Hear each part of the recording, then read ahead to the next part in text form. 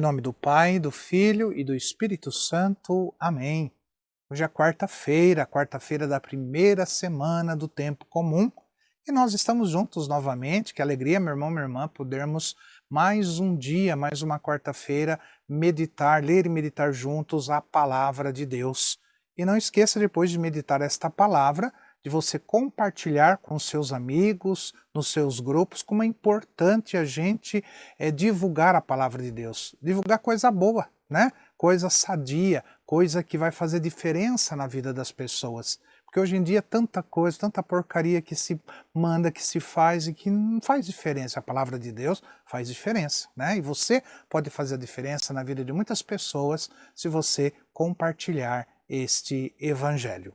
E hoje nós vamos meditar o Evangelho de São Marcos, capítulo 1, versículos de 29 a 39. O Senhor esteja convosco, Ele está no meio de nós. Proclamação do Evangelho de Jesus Cristo, escrito por São Marcos. Glória a vós, Senhor. Naquele tempo, Jesus saiu da sinagoga e foi com Tiago e João para a casa de Simão e André. A sogra de Simão estava de cama, com febre, e eles foram contar a Jesus. E ele se aproximou, segurou sua mão e ajudou a levantar-se. Então a febre desapareceu e ela começou a servi-los. À tarde, depois do pôr do sol, levaram a Jesus todos os doentes e os possuídos pelo demônio. A cidade inteira se reuniu em frente da casa. Jesus curou muitas pessoas de diversas doenças e expulsou muitos demônios. E não deixava que os demônios falassem, pois sabiam quem ele era. De madrugada, quando ainda estava escuro, Jesus se levantou e foi rezar num lugar deserto. Simão e seus companheiros foram à procura de Jesus. Quando o encontraram, disseram: "Todos estão te procurando."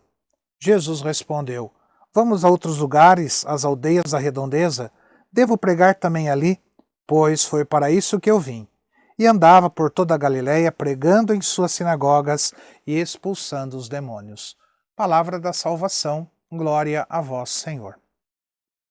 Meu irmão, minha irmã, no evangelho de hoje nós vemos Jesus, ele que entra na sinagoga, né? E com a sua palavra de autoridade, Jesus, então, o que ele faz? Jesus, ele liberta, né? Isso nós vimos ontem, ele libertou, né, aqueles que estavam possuídos por espírito impuro.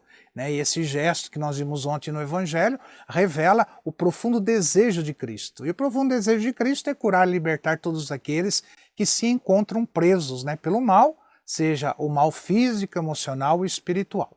Né? E hoje nós vemos Jesus curando a febre da sogra de Pedro. Então Jesus, ele conhece as feridas da nossa alma, né, os pesos, né, que carregamos e os males que nos afastam de Deus. E Jesus, o que ele quer? Ele quer nos restaurar, para que nós possamos ver na liberdade dos filhos de Deus e possamos trilhar o caminho da santidade. Mas para isso, nós precisamos abrir o nosso coração e permitir que a sua graça nos transforme. Então, a cura, assim como a sogra de Pedro, a cura que Jesus nos oferece, não é apenas para a nossa própria realização, como não foi para a própria realização da sogra de Pedro, mas para nos impulsionar a servir. E nós vimos que a sogra de Pedro fez exatamente isso. A sogra de Pedro, depois de curada da febre, ela passou a servir Jesus. E muitos, após receberem as bênçãos de Deus, acabam se acomodando, né? Esquecendo que a fé exige ação. Quanta gente só vai na igreja para pedir cura. Quando recebe a cura, esquece que Deus existe, esquece que a igreja existe, não aparece mais. Só aparece quando precisa. É como se a igreja, como se Jesus fosse um pronto-socorro, que a gente só vai quando precisa. Então a libertação e a cura que nós recebemos de Cristo, ela devem assim nos levar a testemunhar, né, o amor dele e a nos colocar a serviço do próximo. Então ser libertado, ser curado, é fazer com que depois nós testemunhemos o amor de Jesus e nos colocamos a serviço dos nossos irmãos.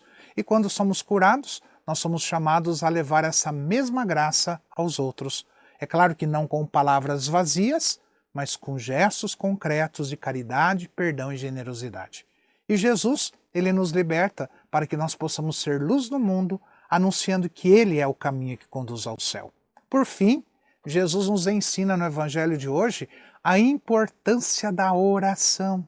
Então, mesmo sendo filho de Deus, olha, ele era filho de Deus, ele era Deus, ele se retirava para falar com o Pai, mostrando que a oração é essencial para permanecer em comunhão com o céu e receber forças para a caminhada, viu? Então, ele que era Deus rezava, e você, que não é Deus, que não reza, né?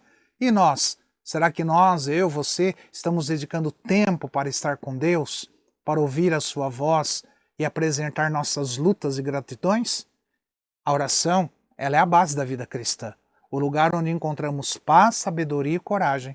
Então, meu irmão, minha irmã, que nós possamos aprender com Jesus a buscar a presença de Deus todos os dias, sabendo que é na oração que nós somos renovados e somos fortalecidos para servir e viver a santidade.